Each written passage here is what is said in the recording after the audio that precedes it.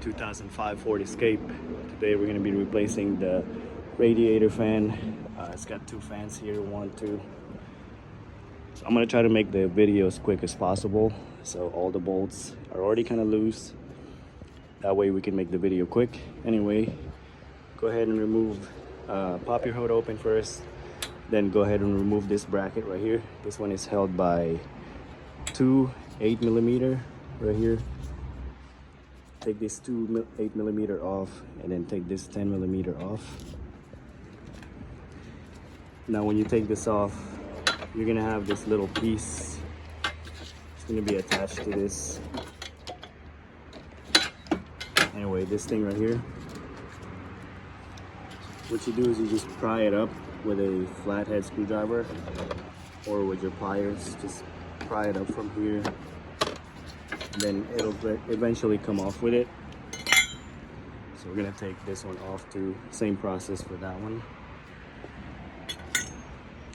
Next step is we're gonna remove these two 10mm bolts right here. So you'll have 10mm here, and then you'll have another 10mm right here. Go ahead and take those two off.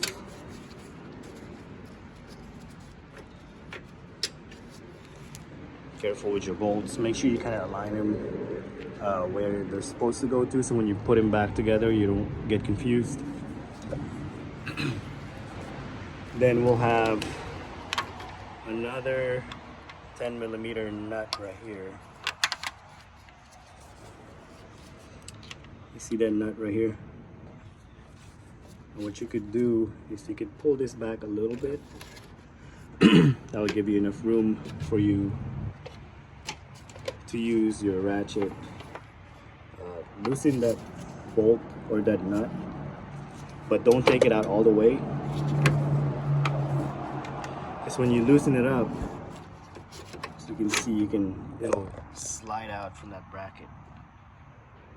And we're gonna go ahead and tuck it in right here, and then you'll have this sensor right here, which is all the way down here.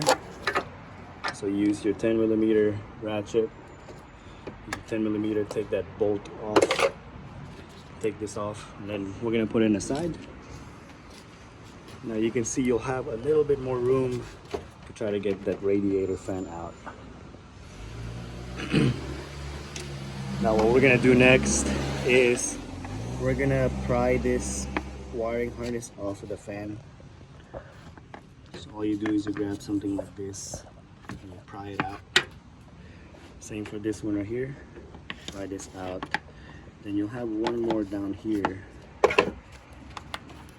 see if I can shine a light. I don't know if you guys can see that. So pry it out. Make sure it's loose from the fan. So now we can have a little bit more room to move this back. Now next step is go ahead and remove this 8mm. I think it's an 8. Yeah, 8mm. And then you'll have one here too. It's kind of hard to see it.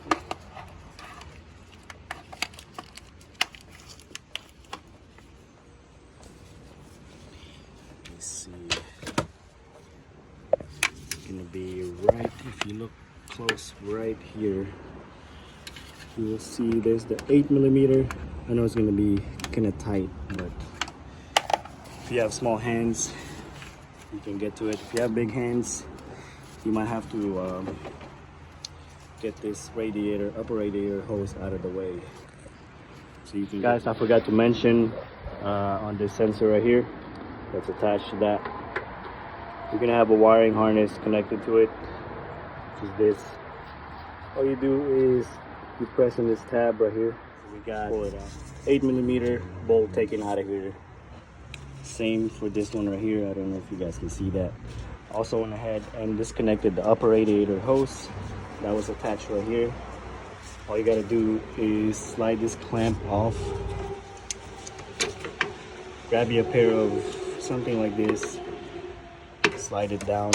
Pull the radiator hose out. Same for this one right here too. It's got a clamp right here. take that hose out of the way. And if you look down here, you have wiring harness, which is kind of hard to get to, I'm not gonna lie. I'm gonna try to zoom in so you guys can see. So basically what I did is I pried it out with a flathead screwdriver, and then I pulled the wiring harness out. That's the wiring harness. You gotta kind of angle your flathead screwdriver like this, and you need to pull it up, and then you can slide down the wiring harness. Same for this one right here too. Right here. If you have something like this also, it's like a pick, like a hook pick. You can lift up. You can lift it up from here. I'm so sorry about this camera angle, guys. This is I'm not gonna lie, there's not enough room. There we go.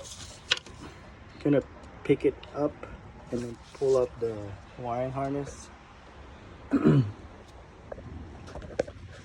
That's one way to take off the wiring harness.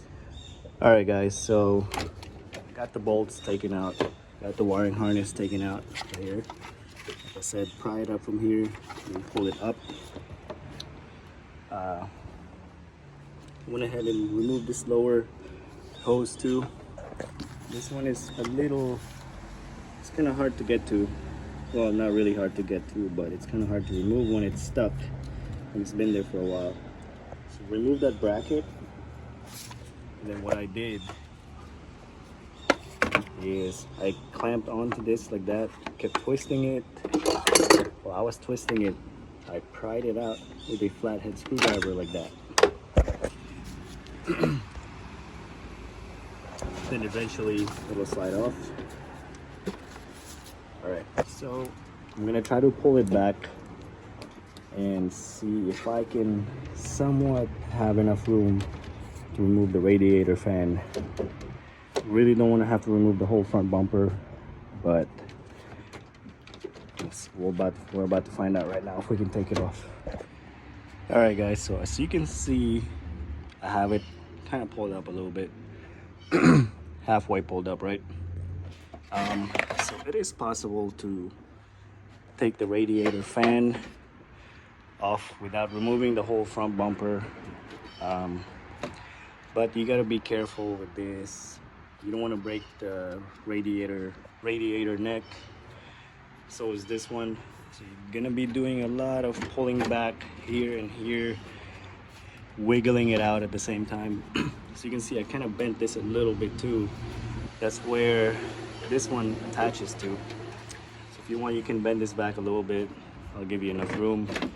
Pull the radiator back from here. You're gonna do a lot of wiggling out, but you don't have to remove the whole front bumper. And then you just slap the new one in. The new one in is gonna be the same thing. You're gonna be doing a lot of trying to figure out what angle works best. What I would recommend is when you put the new one in, just be careful for these two. Make sure you don't break that off. So it's this piece right here. Slide it down, put your connector back on, put your hoses back on. That's it. Guys, if this video helped you, please click on that subscribe button, click the like button, guys, and again, thanks for watching.